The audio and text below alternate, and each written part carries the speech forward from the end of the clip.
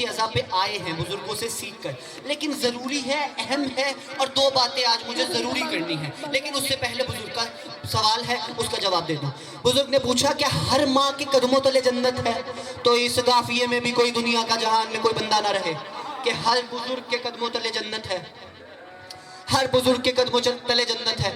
یہ بھی کوئی اپنے دماغ میں مت رکھے کہ کس ہر ماں کے قدموں تلے جنت ہے، ایسا نہیں ہے۔ ایک ماں میں اشارتاً کہتا ہوں اور بزرگ کو جواب بھی مل جائے گا۔ جتنی بھی مائیں خطائیں پہ ہوتی ہیں نا، ان کے قدموں تلے جنت نہیں ہوتی۔ ایک ماں پہ میں اشارہ کر رہا ہوں، اگر آج آپ خاموش رہے، میرے اشارے کو نہ سمجھے، میں نے کل سے گفتگو اپنے پہلے دن والے انداز سے کرنی ہے، اور پھر جو علی کو کھاتا ہے اور علی کے ذکر پہ نہ بولے اور علی کی دشمن پہ تبرہ نہ کرے، پھر اس کی اپنی مرضی۔ حضور آپ کے سوال کا جواب دے رہا ہوں کہ ہر ماں کے قدموں تلے جنت ہے، آپ نے یہی سوال کیا۔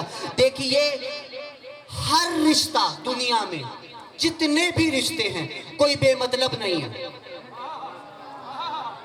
ہر رشتے کا کوئی نہ کوئی مطلب ضرور ہے، کوئی رشتہ بے مطلب نہیں ہے سوائے ایک ماں کے رشتے کے، سوائے ایک ماں کے رشتے کے۔ جس ایک رشتہ ماں کا ہے کہ جس کا کوئی مطلب نہیں ہوتا، جو بے مطلب ہے۔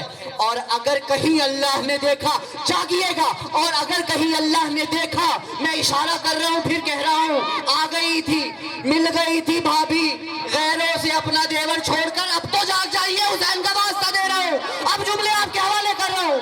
ہر ماں کے قدموں تلے جنت نہیں ہے، یہ یاد رکھیے گا۔ اللہ نے دیکھا کہ ماں بننے کے بعد اس میں مطلب آ جائے گا، یہ مطلب پرست ہو جائے گی۔ بھائی دیکھیں، میں نے کہا، پھر دہرا رہا ہوں تاکہ آپ تک پہنچ جائے، میں چاہتا ہوں لطف لیں جملے کا۔ ہاں، دنیا میں جتنے بھی رشتے ہیں وہ بے مطلب نہیں ہیں، ہر رشتے کا کوئی نہ کوئی مطلب ضرور ہے، سوائے ایک ماں کے رشتے کے جس کا کوئی مطلب نہیں ہے۔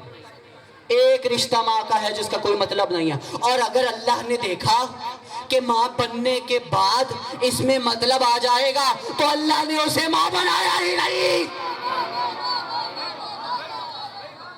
پھر اللہ نے اسے ماں بنایا ہی نہیں۔ جانتے تھے کہ غیروں سے مل کے علی کے مد مقابل آئے گی۔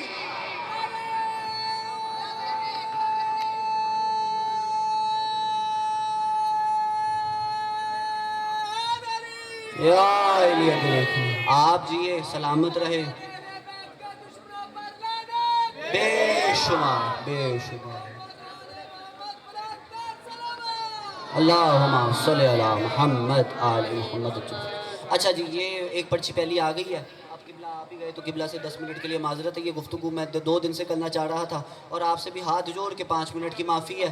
ادب یہی ہے ہمارے کراچی کا، پہلی پرچی پہ ہمیں اتر جانا چاہیے، لیکن اب اس میں 10-15 منٹ ہیں، ٹھیک ہے۔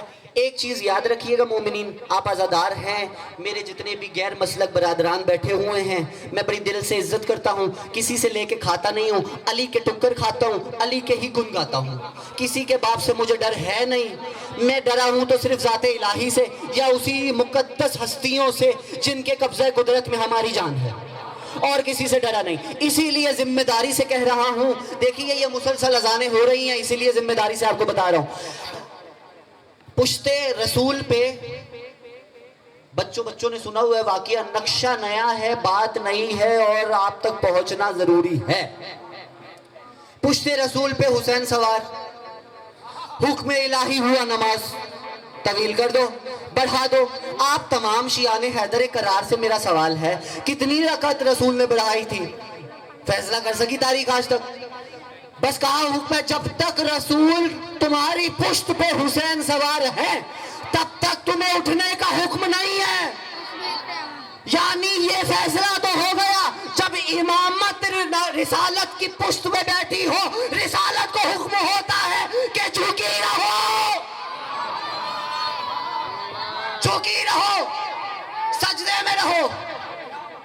یہ فضیلت ہے، یہی تو توحید ہے۔ میں اپنے موضوع سے کہاں ہٹا بھیا،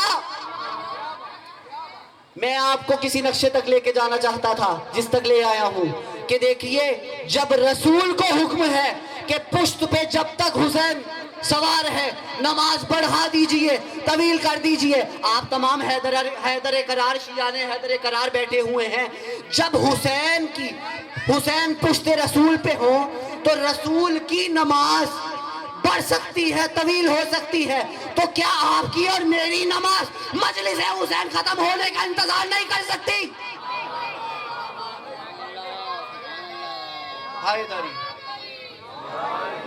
کیا آپ کی اور میری نماز مجلس حسین ختم ہونے کا انتظار نہیں کر سکتی؟ میرے باپ کی شریعت نہیں ہے، رسول کو حکم ہوا تھا، پروردگار نے کہا تھا اے رسول نماز طویل کر دو، بڑھا دو۔ اب دوسرے مسئلے پہ آ جائیے، ذمہ داری سے کہہ رہا ہوں، کسی نے آیت اللہ تقی بہجت دنیا اہل فقہ اہل تشیع شیعہ اثنا عشریہ کا وہ نام جو کبھی کسی بچے سے نہیں چھپا، کسی نے ان سے پوچھا تھا، ذمہ داری حوالے کی میری ہے اور باقی پھر آپ جانے اور وہ جانے۔ میں مسلسل 3 دن سے دیکھ رہا ہوں اور جانتا تھا اور وقت کا انتظار کر رہا تھا آپ تک پہنچاؤں اس بات کو۔ کسی نے آیت اللہ تقی بہجت سے پوچھا تھا کہ قبلہ اذان ہو رہی ہو اور مجلس ہو جائے، مجلس کے دوران، میں جملہ بدل کے کہہ دیتا ہوں آسان کر دوں آپ کے لیے، کہ مجلس کے دوران اذان ہو جائے تو کیا حکم ہے؟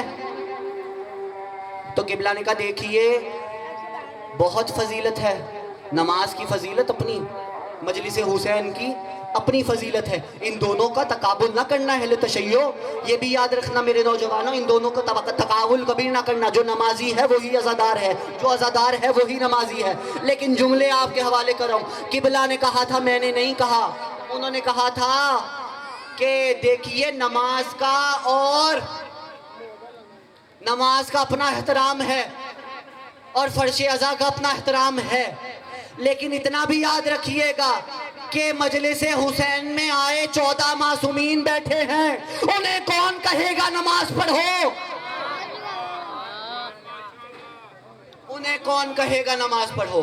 تو یہ یاد رکھیے گا، دین و دنیا لے کے چلنا بڑا مشکل ہے بھیا، ان کو لے کے چلنا بہت مشکل ہے۔ آخری چند جملے آپ کے حوالے، کیونکہ آج ذکر ہوتا ہے حسین کے اس بچپن کے ساتھی کا جسے آپ اور میں حبیب ابن مظاہر کہتے ہیں۔ میں مصائب پہ نہیں ہوں، میں نے 2 جملے فضائل کے پڑھنے اور 2 جملے مصائب کے، بس قبلہ آگئے، قبلہ گانا میرا جانا ہے۔ میں ایک جملہ کہوں، جاگ جائیے گا، حسین کا واسطہ دے رہا ہوں، شاید اس سے بڑا حبیب ابن مظاہر کی فضیلت میں کوئی جملہ اس سے پہلے آپ نے نہ سنا ہو۔ حضرت ابو الفضل العباس کے ہوتے ہوئے بھی حسین کو کربلا میں جس کی ضرورت پڑے اسے حبیب ابن مظاہر کہتے ہیں، اسے حبیب ابن مظاہر کہتے ہیں۔ اور عباسی دور کا بادشاہ تھا، آخری جملے ہیں تیزی کے ساتھ، عباسی دور کا بادشاہ تھا، اس نے کہا اپنے وزیر سے کہ یہ جو شیعہ کہتے ہیں شہید زندہ ہے، میں رسول کی قبر معاذ اللہ کھود کے دیکھنا چاہتا ہوں کہ یہ جو شیعہ کہتے ہیں شہید زندہ ہے کیسے ہیں، شیعان علی تو تھے۔ تو اس نے کہا بدبخت انسان ایسا کبھی بھی نہ کریں، یہ قوم تجھے مار دے گی۔ اس نے کہا نہیں میں تو دیکھوں گا، جو بھی ہو جائے میں دیکھوں گا۔ اس نے کہا تو جذباتی نہ ہو، ٹھیک ہے۔ اس نے کہا نہیں پھر میں حسین کی قبر کو کھودوں گا۔ اس نے کہا یہ قوم تجھے جینے نہیں دے گی، بدبخت انسان ایسا مت کر، یہ تجھے کہیں کا نہیں چھوڑے گی۔ ہاں اگر تو یہی دیکھنا چاہتا ہے تو حسین کے پہلو میں حسین کے بچپن کا ساتھی سو رہا ہے، اس کی قبر کھودتے ہیں اور دیکھ لیتے ہیں۔ اب جاگیے گا، جملے آخری آپ کے حوالے، فیصلہ طے ہو گیا وزیر اور بادشاہ کے حکمران کے درمیان کہ حبیب ابن مظاہر کی قبر کو کھودا جائے گا اور دیکھا جائے گا شہید زندہ ہوتا ہے۔ خدا کی قسم کتاب کے لفظ و لفظ جملے آپ کے حوالے کر رہا ہوں، جیسے ہی آدھی رات کے پہر اس حبیب ابن مظاہر کی قبر کو کھودا گیا، وہی پیشانی پہ زخم تازہ تھے اور ہاتھ اس طرح سے تھے اور نیام میں تلوار تھی، اور جیسے ہی قبر کو کھودا گیا حبیب نے نیام سے تلوار کو نکال کے کہا آ گئے امام مہدی، اللہ اکبر، آ گئے حجت دورہ، یہ قبروں میں منتظر ہیں 12ویں کے، اٹھ کے بدلے لیں گے دشمنان زہرا سے۔ یاد رکھیے گا۔ بس عزیزان محترم، ہو گئی میری گفتگو، جب جب تک وقت ہے اور جب تک سانسیں ہیں یہ ذکر چلتا رہے گا اور عزاداری ہوتی رہے گی۔ آج 3 محرم ہے اور ادب تو یہی ہے، تقاضا بھی یہی ہے، اور میں نے التماس بھی کیا تھا کہ میں آج مسلم ابن عقیل کے مصائب پڑھوں۔ ابھی چند دن گزرے ہیں اور آپ نے عزاداری کی، آپ کہاں کہاں لاہور کی عزاداری تک گئے۔ ہر مومن جانتا ہے کتنی آس ہوتی ہے نا ماؤں کو اپنے بیٹوں کی۔ 2 بیٹے ایک ماں کی آس بھی تھے۔ جانتے ہو ان 2 شہزادوں نے کیا کہا تھا؟ جب کہا تھا نا دونوں شہزادوں نے کہ حارث ہمیں مارنا بے شک ہمیں قتل کر دے۔ تاریخ میں نے ایک جملہ پڑھا تھا، آپ کی سماعتوں کو ہدیہ کر رہا ہوں، کربلا سے شام تک اتنے تماچے سکینہ کے رخسار پہ نہیں پڑے جتنے حارث ملعون نے دونوں شہزادوں کو مارے تھے۔ جب ان دونوں شہزادوں نے کہا نا اے حارث ہمیں قتل نہ کر، ہمیں جا کے بازاروں میں بیچ دے، ہمیں غلام بنا کے بیچ دے، کہا نہیں میں تمہیں قتل کروں گا، میں تمہیں قتل کروں گا۔ تو جانتے اس نے کیسے پکڑا تھا؟ عزیزان محترم، اس نے بازو سے نہیں پکڑا تھا ان شہزادوں کو، اس نے بالوں میں ہاتھ ڈالے اور گھسیٹتے ہوئے لے کے آیا تھا شہزادوں کو اور کہا تھا کہ تمہیں قتل کروں گا۔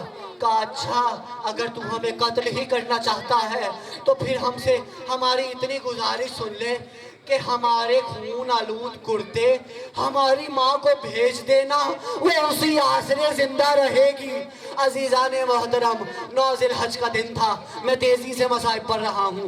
جس نے بھی خدا تمہاری آوازوں پہ رحمت نازل کرے، سیدہ کو جیسے تمہارے یہ آنسو پسند ہے ویسے ہی گریے کی یہ بلند آوازیں پسند ہے، اور تمہارے امام کا فرمان ہے کہ جب ہماری غربت پہ رونا تو شرم کھا کے نہ رونا، ایسے رونا جیسے بوڑھی ماں اپنے جوان بیٹے کے لاشے پہ رو رہی ہے۔ اب سننا، 9 ذی الحج تھی عزادارو، 3000 کی فوج تھی جو بھیجی گئی تھی مسلم ابن عقیل کو گرفتار کرنے کے لیے۔ مسلم لڑتے رہے، جتنی دیر لڑتے رہے، پھر حکم بھیجا گیا کہ فوج کم پڑ گئی ہے، فوج کو اور بھیج۔ دوسری دفعہ 3000 فوج اور بھیجی گئی، پھر حکم بھیجا گیا کہ فوج کم پڑ گئی ہے۔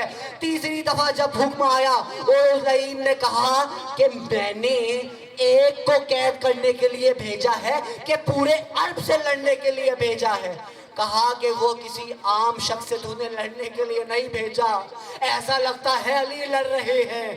بالآخر مسلم کو باتوں میں لے کے گرفتار کیا گیا اور کہا ہم تم سے وعدہ لیتے ہیں کہ تمہیں کوئی نقصان نہیں ہوگا، ہم تم سے وعدہ لے رہے ہیں کہ تم ہمارے ساتھ چلو، ہمارے ساتھ دربار میں چلو، تمہاری زندگی کی ضمانت ہم لیتے ہیں۔ جانتے ہو عزیزان محترم، مسلم ابن عقیل زخمی تھے جب دربار میں آئے اور پیاسے بھی تھے۔ مسلم سامنے آئے تو کسی بدبخت نے کہا کہ ہمارے امیر کو سلام کرو۔ اللہ اکبر، جلال کے عالم میں آ کے کہا کہ بس میرا امیر حسین ہے، میرے امیر کو صرف حسین کہتے ہیں۔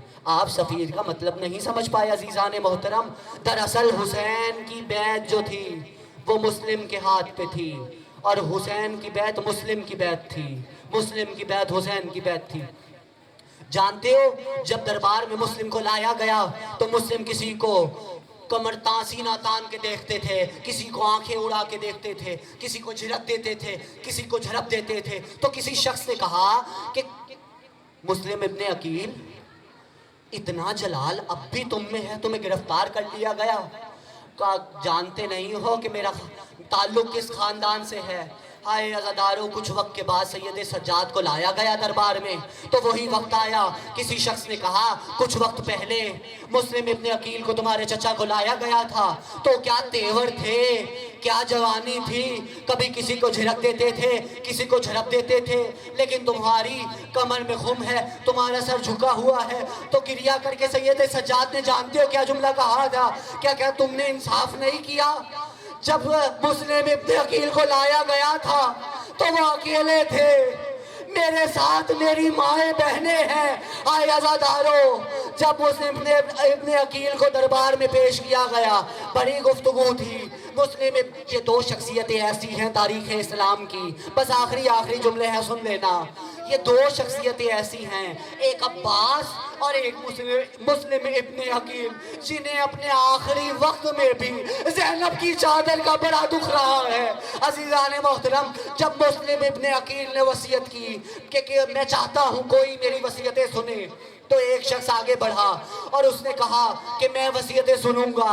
تو کہا ساری وصیتیں ایک طرف ہیں، لیکن حسین کو کہہ دینا کہ مولا کوفے نہ آنا، کوفے میں آپ کبھی نہ آنا، اور اگر آنے کا ارادہ ہو ہی جائے یا سفر کے لیے نکل جاؤ تو مولا زینب کو نہ لانا، مولا یہ کوفہ بہت ظالم ہے۔ عزیزان، پھر آخری وصیت پوچھی گئی مسلم سے کہ مسلم اپنی آخری وصیت بتاؤ۔ مسلم نے کہا میں پیاسا ہوں، پانی پینا چاہتا ہوں۔ تو ایک لائن نے بے ادبی کی، میں بہت ادب سے مصائب پڑھنے کا عادی ہوں۔ ایک لائن نے بے ادبی کی اور اس نے کہا کہ اسے اس کشکول میں پانی لا کے دیا جائے جس میں ہم جس جانوروں کو پانی پلاتے ہیں۔ اللہ اکبر! اس برتن میں، اس کشکول میں جیسے ہی پانی آیا، مسلم نے اپنی آنکھوں کے سامنے اس پانی کو دیکھا اور اس میں تھوکا تو خون مسلم کے منہ سے نکل رہا تھا۔ جلال آیا مسلم کو، لیکن رضائے خداوندی تھی۔ اس کے بعد کسی نے کہا تم میں سے ہے کوئی جلال، کوئی ہے جو اس دجال، جو اس شخص کو دارالعمارہ کی چھت پہ جا کر وہاں سے پھینکے؟ بھول گئے دارالعمارہ کوفہ کی سب سے اونچی عمارت تھی۔ ایک لائن آگے بڑھا اور اس نے کہا کہ میں کہتا ہوں میں اسے پھینکوں گا دارالعمارہ سے، اس نے میرے بزرگوں کو مارا ہے، میں اس سے بدلہ لینا چاہتا ہوں۔ بس عزیزان، گھسیٹا گیا مسلم کو۔ میں نے 2 جملوں کے لیے محنت کی ہے، میں قبلہ سے ہاتھ جوڑ کے بس چند لمحوں کی اور مدت مانگتا ہوں جس کے لیے محنت کی ہے۔ گھیرا گیا مسلم کو، دارالعمارہ تک لایا گیا۔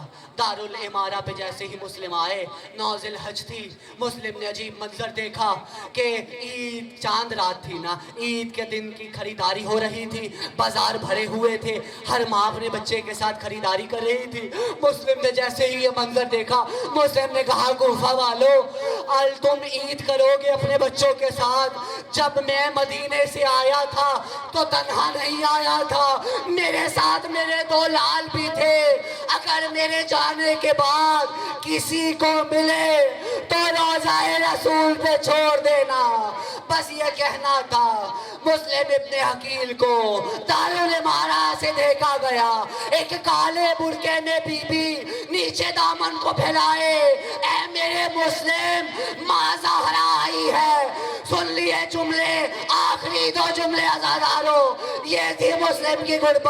تاریخ فیصلہ نہیں کر سکی کہ کب مسلم کے لاڈلوں کو کس نے تلاش کیا یا کب ملے، ایک عرصہ بیت گیا۔ آپ جانتے ہیں، ایک جملہ اور سن لیجئے، جب اہل حرم کو اسیر کیا گیا تو اہل حرم کو اسیر کرنے کے بعد کوفے کے داخلی دروازے تک روکا گیا، اور وہاں پہ اہل حرم جیسے ہی داخلی دروازے پہ کوفہ کے رکے تو اچانک ایک آواز آئی، السلام علیکہ یا اہل بیت الطاہرین۔ جیسے ہی یہ آواز کانوں میں گونجی تو جناب زینب کے تیور بدلے۔ کہا سید سجاد، یہ کون ہے جو اس عالم غربت میں ہمیں سلام کرتا ہے؟ آواز آئی، یہ چچا مسلم کا لاشا ہے، یہ ہمیں سلام کر رہا ہے۔ کتنے دن مسلم کا لاشا کوفہ کے داخلی دروازے تک لٹکا رہا، نہیں فیصلہ کر سکی تاریخ۔ عزیزان، جیسے ہی یہ سنا کہ یہ چچا مسلم ہمیں سلام کرتے ہیں، نہ رقیہ نے دائیں دیکھا نہ رقیہ نے بائیں دیکھا، رقیہ دوڑتی ہوئی آئی، لاشے کے پاس کھڑی ہوئی اور کہا، اے میرے والی، جب تم آئے تھے میرے 2 لال بھی تھے، میرے لال کو کہاں چھوڑا، مجھے اتنا بتا دو۔ یہ سن لیے جملے عزادارو، آخری جملہ یہ تھی، چاند رات کے مسائل۔ اب عید کا دن آیا، مسلم کا جنازہ، کوفہ میں عید منائی جا رہی تھی اور کوفہ والے عید منا رہے تھے۔ مسلم کے جنازے کا عالم یہ تھا کہ مسلم کے لاشے کو باندھا گیا، رسیوں سے جکڑا گیا۔ جس کا پتھر دل ہے اپنی مرضی، گریا تمہارے اپنے نصیب کا، اس سے سخت نہیں پڑ سکتا، خدا جانے کس وقت قبولیت کا ہے، جملے تمہارے حوالے۔ مسلم کے پیروں میں رسیوں کو باندھا گیا، یہ عید کا دن ہے عزادارو، اسی لیے کہتے ہیں کہ میرا تمہارے چوتھے امام نے کہا ہے میرا سلام ہو جو کالے کپڑے پہن کے عید مناتے ہیں، اور تمہارے چھٹے بادشاہ کی روایت بھی یہی رہی کہ عید کی نماز پڑھانے کے بعد کالا لباس پہن لیتے تھے۔ یہ عید کا دن تھا، مسلم کے پیروں میں رسیوں کو باندھا گیا اور مسلم کے اوباش لوگوں کو مسلم کے لاشے کو کوفہ کے اوباش لوگوں کو دیا گیا اور کہا اس سے کھیلتے جاؤ۔ اب المیہ یہ تھا کہ مسلم کے لاشوں میں، مسلم کے پیروں میں رسیاں تھی اور کوفہ کے اوباش گلی گلی مسلم کا لاشا لے کے گھومتے تھے۔ عزادارو آخری جملے سننا، عزادارو جانتے ہو یہ دو شہزادے جب مختار کا وقت آیا نا، مختار نے حارث کو گرفتار کیا۔ میں آخری جملوں پہ آ گیا، بس تمام ہو گئی حجت۔ آخری جملہ جب آیا نا مختار کا وقت، انتقام مختار قریب آیا اور مختار نے انتقام لینا شروع کیا تو حارث کو گرفتار کیا گیا اور پوچھا حارث بتا کیا کیا تھا؟ کہا نہیں بتاؤں گا، مختار مجھے معاف کر دو، مختار تو برداشت نہیں کر پائے گا، مختار مجھے معاف کر دے۔ کہا نہیں بتانا پڑے گا۔